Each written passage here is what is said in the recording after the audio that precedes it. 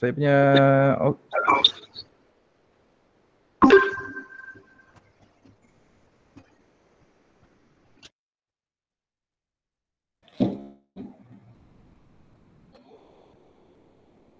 okay, insyaAllah hari ini kita akan bincangkan latihan formatif 1.2.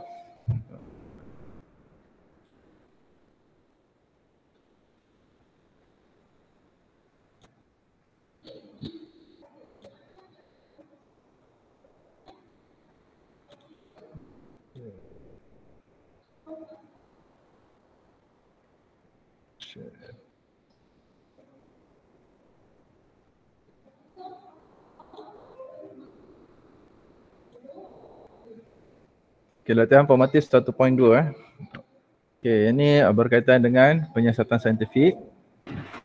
Okay, nombor 1. Graf memainkan peranan yang penting dalam penyiasatan saintifik. Okay, apakah kegunaan graf? Okay, apakah kegunaan graf? Ada jawapan?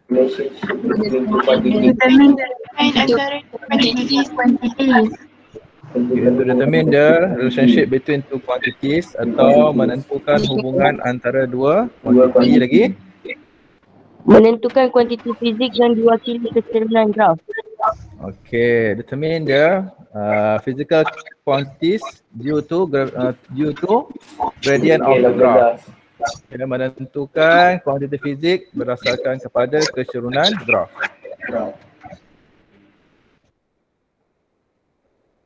Okay, clear Okay. Yang kedua, terangkan perkara-perkara utama dalam proses memplot graf. Okay, proses memplot graf. Okay, proses-proses utama dalam memplot graf. Yang kita bincangkan pada pagi semalam. Menggunakan unit yang betul.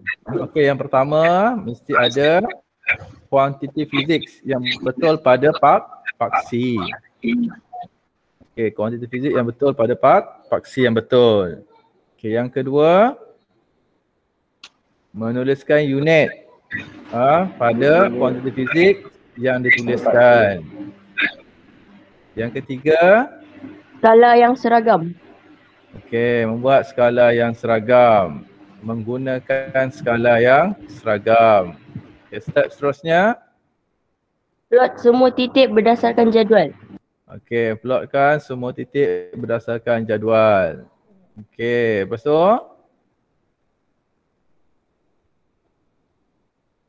Garis lurus adalah penyesuaian terbaik. Garis lurus penyesuaian terbaik.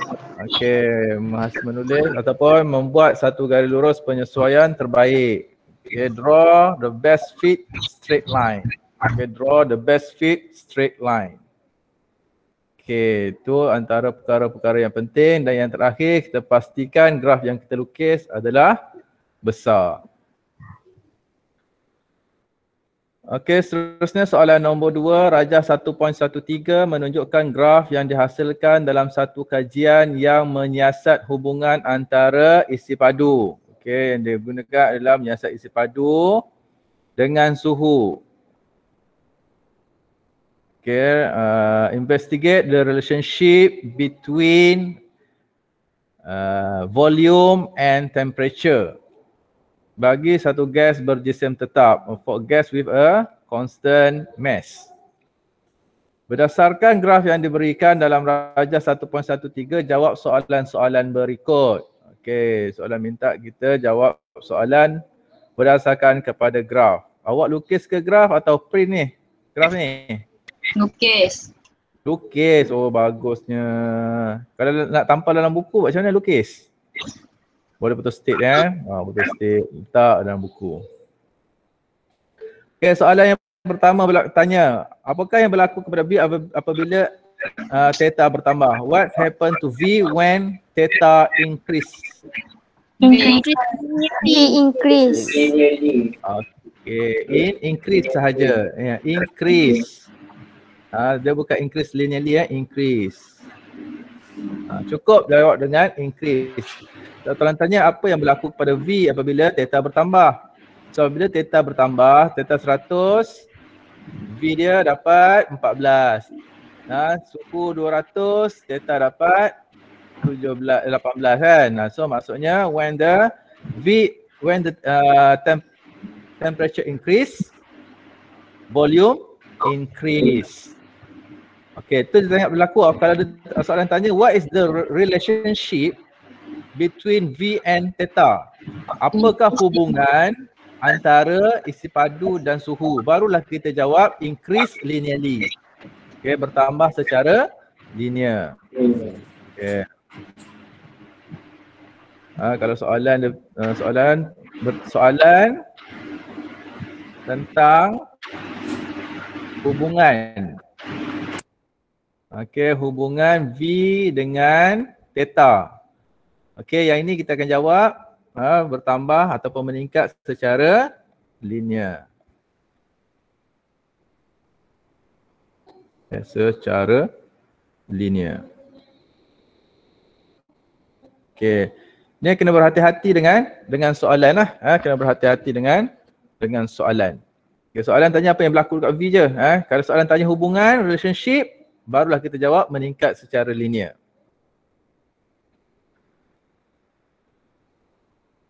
Okay, soalan yang seterusnya, tentukan nilai theta apabila isi padunya sama dengan sifar. Okay, tentukan nilai theta bila isi padu when V equal to 0. So apa nak buat dalam graf yang macam ni? Sebab graf ni tak sampai theta apabila isi padu sifar. So sekarang ni isi padu kat sini hanya 10 kan? Isi padu dia. Isi padu 10. Jadi apa yang kita kena buat? Kita kena extrapolation. Panjangkan graf. Panjangkan graf. Okay, extrapolation. Betul. Extrapolate kan dia. Okay. Kaedah kita nak pastikan extrapolation kita betul ataupun salah. Kita start kita punya garis. Mulakan garis kita daripada atas ni. Daripada kawasan garisan yang merah ni. Buat sehinggalah ke bawah. Okay, kita mulakan dari garisan graf yang dah ada. Okay, insyaAllah lah kalau mula daripada situ kita akan dapat jawapan yang lebih tepat. Okay, so kita nampak kat sini ada pintasan pada X. Okay, pintasan pada X. So kita baca nilainya berapa? Negatif 250. Negatif 250 darjah. Okay, Celsius. Negatif 250 darjah Celsius. Okay, tempat pintasan X dia. Sebab soalan tanya apa nilai theta apabila isi padu sifar. Isi padu ni adalah pada paksi Y. Isi padu adalah pada paksi Y. Tunjukkan pada graf bagaimana anda menentukan. Okey, garisan yang merah yang kita buat ini adalah merujuk kepada kita tunjukkan pada graf. Okey, so jawapannya adalah negatif 250 darjah Celsius. Okay, kat mana awak nak tanda? Tanda dekat garis ni, satu markah. Kemudian jawapan awak negatif 250 darjah Celsius ni pun markah yang kedua.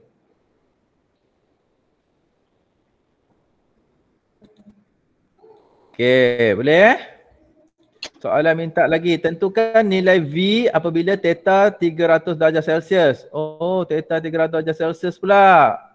Tapi graf kita pendek. Apa nak buat? Kena sambung macam tadi. Sambung lagi. Naikkan ke atas.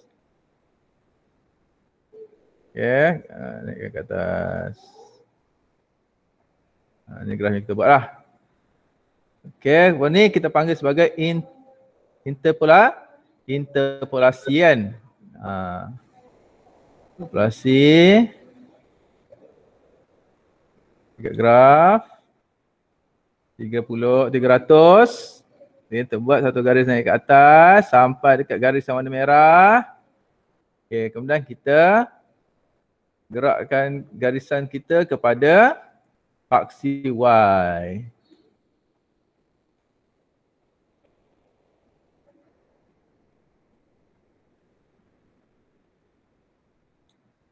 Okay, kita gerakkan interpolasi. Okey. So kita buat garis. Anak panah. So dia punya bacaan dalam 22 cm padu. 22 cm padu.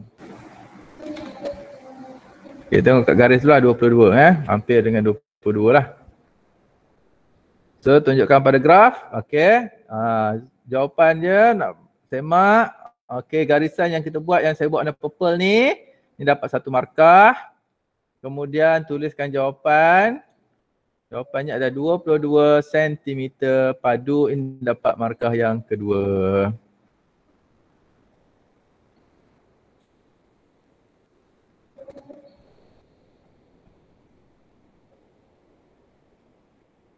Ya, ada soalan nak tanya? Belum.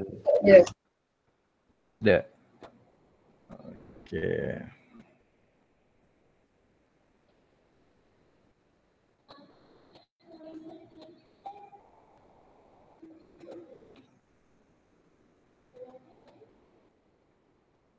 Saya punya paparan okey ke tak tu? Sebab dekat sekolah ni internet dia kurang sikit. Okey juga. Okey. Okey, jelas. Okey. Jelas, alhamdulillah lah. Soalan seterusnya, soalan nombor berapa kita nak bincang? 2. Soalan nombor 2. Soalan nombor 2 ya. Yang ni? Betul. Okey, betul. Okey, soalan penilaian prestasi. Okey, nombor 1 kita jawab secara sebentar lalu boleh? Boleh. Nyatakan 7 kuantiti asas fizik dan SI unit. Okey. Yang ni kita ada kuantiti fizik, kuantiti asas kan? Kuantiti asas. Base quantity. Lepas tu ada SI unit. Okey. Base quantity yang pertama. Length. Panjang. Okey, panjang dulu boleh. Panjang. Length. Atau panjang. Okey, unit dia apa? Meter. Unit meter. Okey, dia punya simbol M. Okey, lepas tu? Mass. Berat. Mass. Okey, mass. Mass disem ya, bukan berat. Okey, disem. Bukan berat. Apa unit dia? Kilogram. Kilogram. Oh, kilogram. Atau simbolnya adalah K. kg. Okey, seterusnya. Time. Time. Okey, masa. Unit dia apa? Second. Okey, saat atau second. Okey, simbolnya S. Seterusnya? Thermodynamic temperature. Okey, temperature. Temperature, suhu atau temperature. Dah bahasa Inggeris Melayu ni. Inggeris dulu. Okey, temperature. Okey, suhu. Okey, unit dia? Kelvin. Yes. Kelvin. Okey, simbol je K besar. Kelvin. Okay, next. Electric current. Okey, electric current. Okey, arus arus elektrik. Okey, unit dia? Ampere. Ampere. Okey, A besar. Yang dia ada berapa? 1, 2, 3, 4, 5. 2 lagi. Luminous intensity. Intensity. Ataupun keamatan berluminosity. Macam tu lah, keamatan berluminosity. Unit dia apa?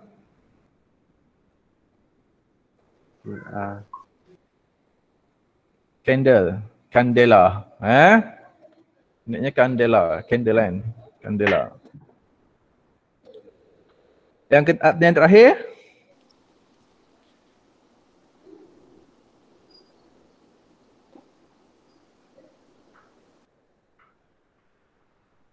kuantiti jerim. Okey. Mol. Unitnya adalah mol. Okey, itu adalah dia punya kuantiti asas dan juga SI unit. Apa yang masukkan kuantiti asas? Base quantity. Kuantiti asas ialah kuantiti yang tak dapat ditarifkan dalam kuantiti asas Tak yang boleh lain. diterbitkan. Yang tidak boleh terbitkan dalam kuantiti fizik yang lain lah, iaitu kuantiti asas.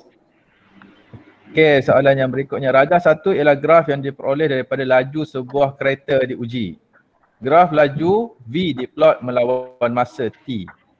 Okay, graf kita kena tengok bila melibatkan graf kita kena tengok dia punya paksi ni dekat paksi Y ni laju, dekat paksi X adalah masa. So graf laju melawan masa. Okey, soalan yang pertama, tentukan kecerunan graf V melawan T. Okey, soalan minta cari kecerunan. So nak cari kecerunan, apa rumus yang kita nak gunakan?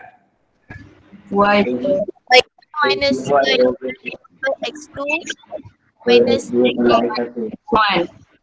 Okey, bagus. So kita cari dua titik. Nak cari dua titik kita kena buat segitiga kan? betul. Okey, bagus. Okey, sampai kat sini.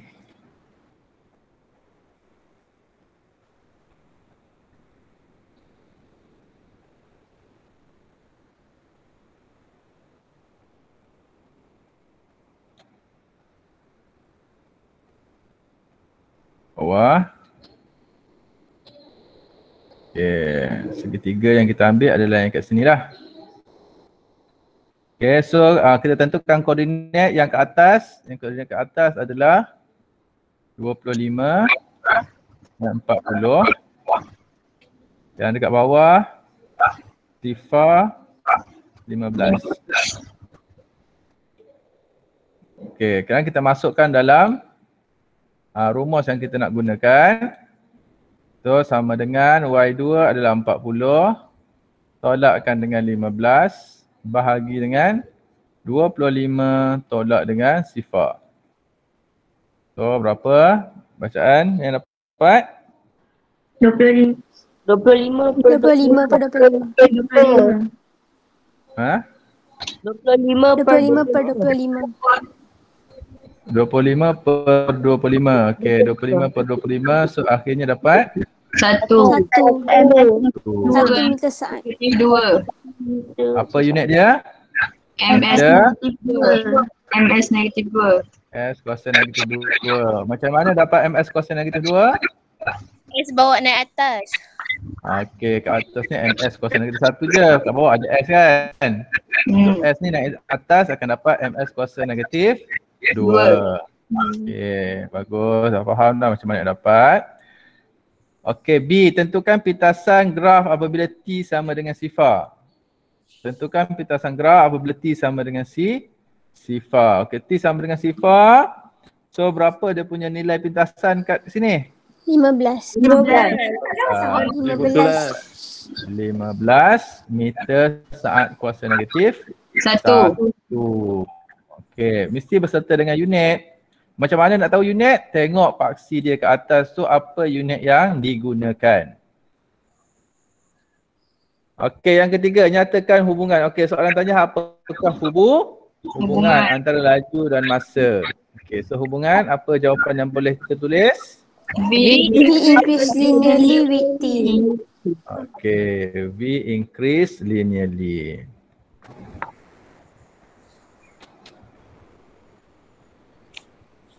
Okay.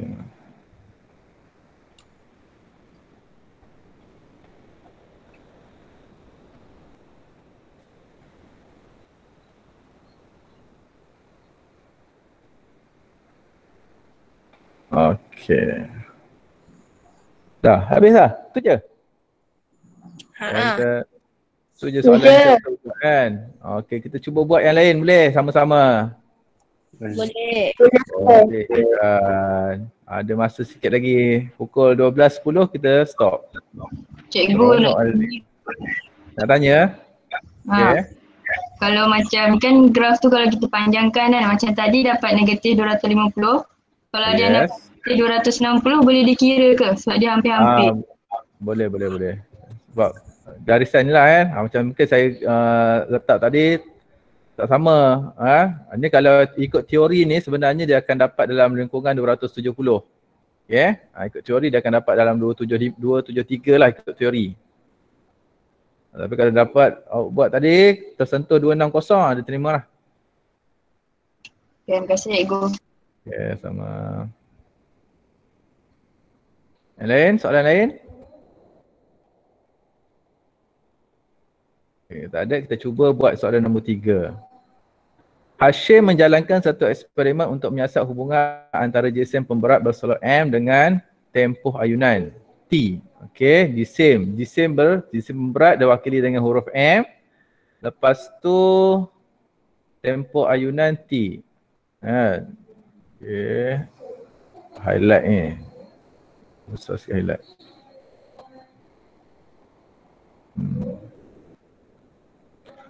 Dan tempoh ayunan. Okey, besar nampak. Bagi satu spring yang ditunjukkan, Hashim mengambil masa T sama dengan 20 ayunan lengkap.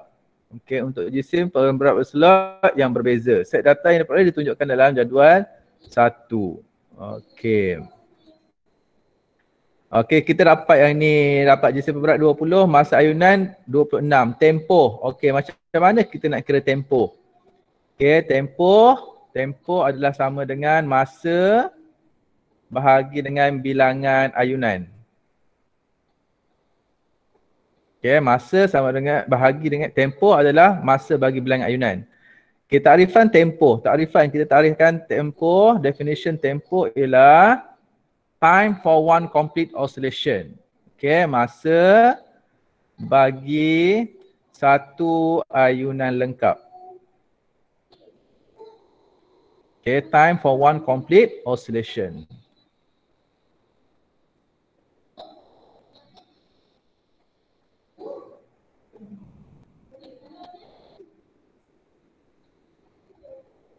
Okay, time for one complete oscillation.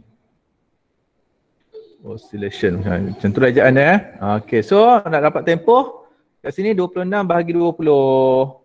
Dapat apa? 1.0 kan? Okey, lepas tu yang ni 36 bahagi dengan 20. 0.9. 0.9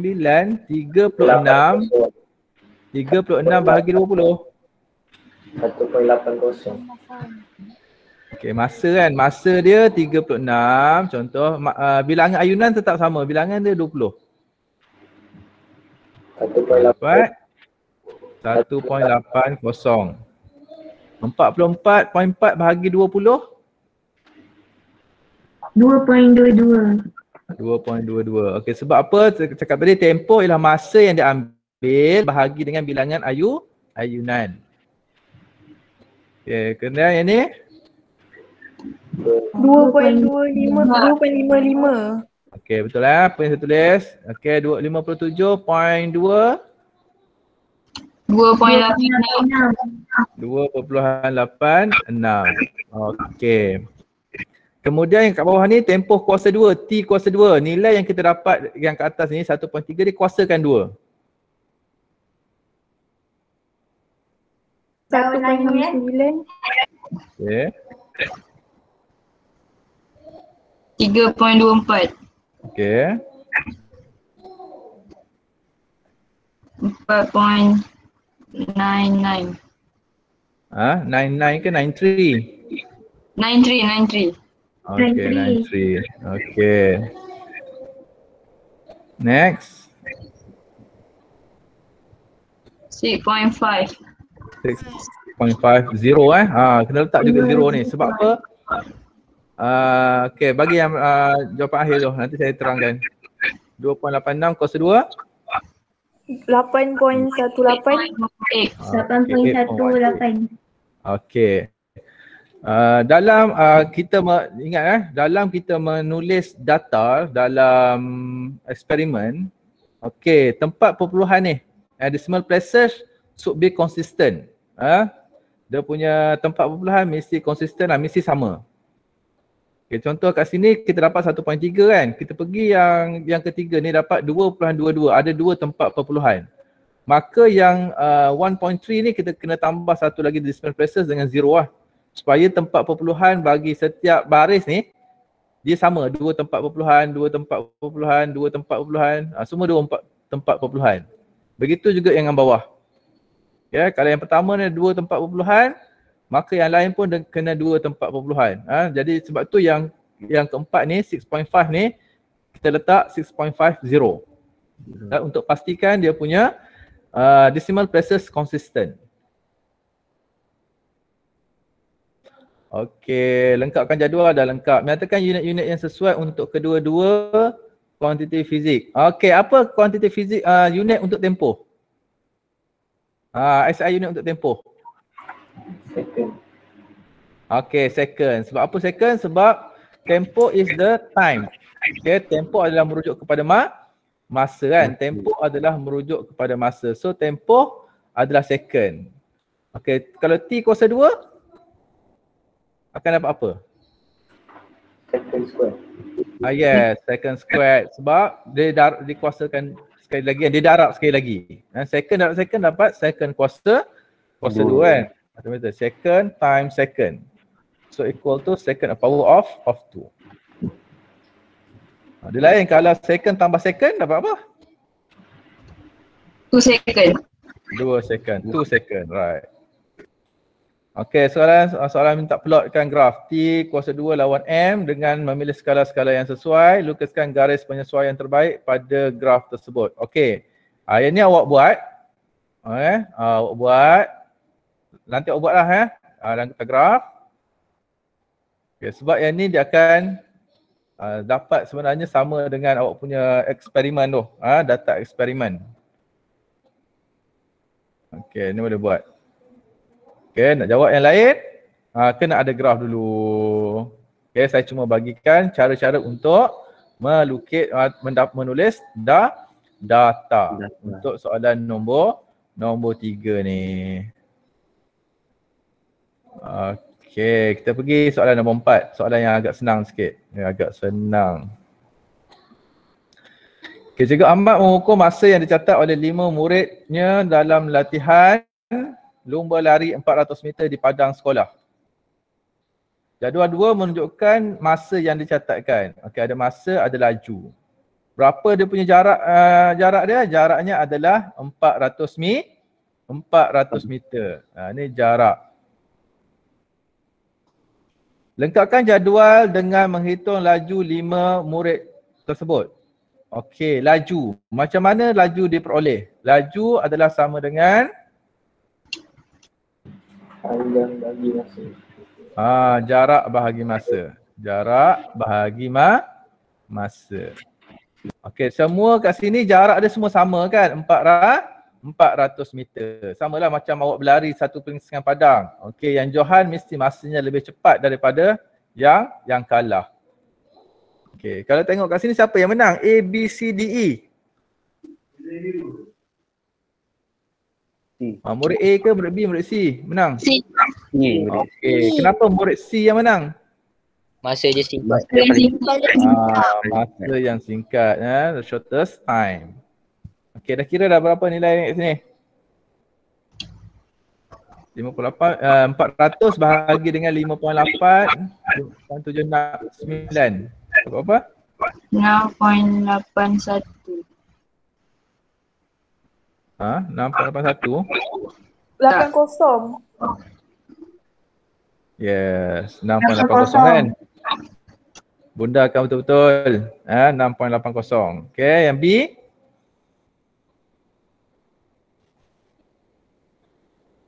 Hmm.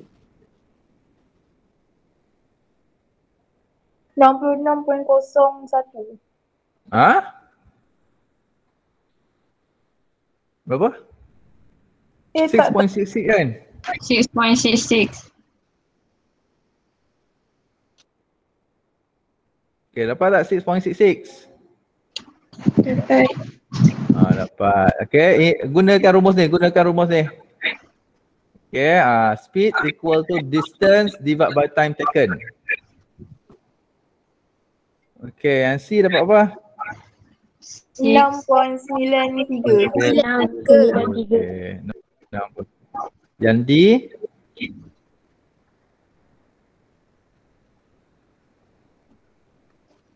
6.68. Okay.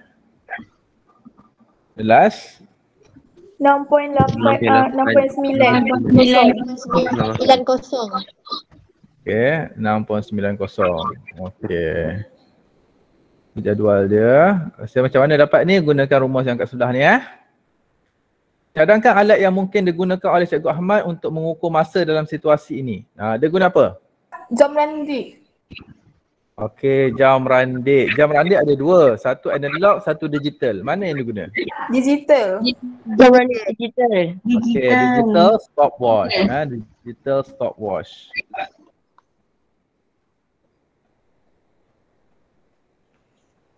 Okey, kenapa guna digital stopwatch?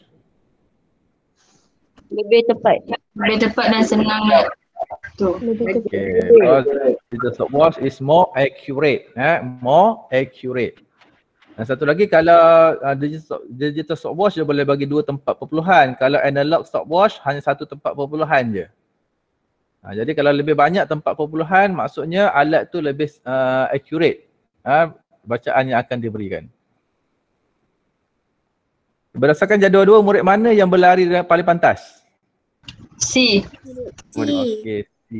Okey. Kita tengok kat mana kita jawab C ni? Time. Okay. Tadi kita tengok time, sekarang ni kita dah kira laju. Kita tengok pada laju. Kalau siapa yang paling laju, dialah yang pantas.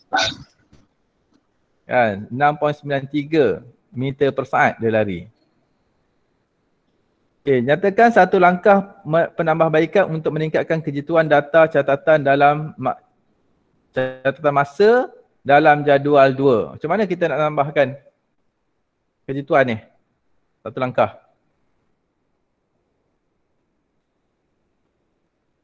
Macam mana nak buat? Okay, kita boleh gunakan 2 jam lah Gunakan 2 jam. Menggunakan 2 jam. Kalau kat sekolah kan, sukan tu ada cikgu pegang 2 jam. Tengok masa tu. Yang lebih jitu. Sama tak perbezaan dia? Kalau perbezaan dia, kalau jam 1 ni jam 2. Jam 1 dengan jam 2 bacaan dia hampir sama. Maksudnya lebih tepat lah lebih tepat. Ulang lah takkan kita nak ulang suruh budak tu berlari kan? Ulang kalau suruh budak berlari, awak pun letih. Betul tak? Jadi macam mana nak buat? Kita gunakan satu pelari tu 2 atau 3 jam lah. So maksudnya kita kat sini kalau dalam eksperimen tu kita dah repeat eksperimen tu 2 kali. Kalau ada 2 jam maksudnya dah repeat 2 kali lah. Itu antara satu kaedah yang boleh dia buat. Sebab dah guna digital stopwatch. Okay, sajalah kelas kita hari ini. Kita bincang berkaitan dengan tajuk 4. Okay, minggu depan hari Rabu dah cuti kan? Betul ke hari Rabu minggu depan cuti? Belum tahu.